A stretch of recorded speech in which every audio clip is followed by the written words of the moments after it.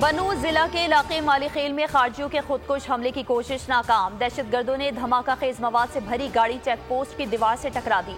Security forces की जवाबी कार्रवाई में 6 दहशतगर्द जहानों वासिल।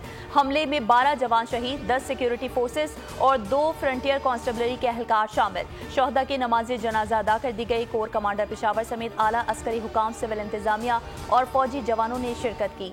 बनू चेक पोस्ट पर खारजियों की बुज़दिलाना कार्रवाई पर सदर मुमलिकत, वज़ीर-ए-आज़म और वफाकी वज़ीर दाखिला समेत दीगर सियासी शख्सियात की मुज़म्मत।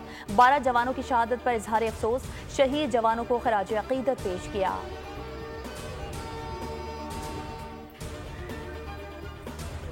और इस्लामाबाद हाई कोर्ट ने तोशाखाना केस 2 में भी बानी पीटीआई की जमानत मंजूर कर ली। रिहा करने का हुक्म। दौरान समाअत अदालत ने इस्तफसार किया, जिन 3 कस्टम्स अफसरान ने कीमत गलत लगाई उनसे मुतालिक क्या कार्रवाई हुई।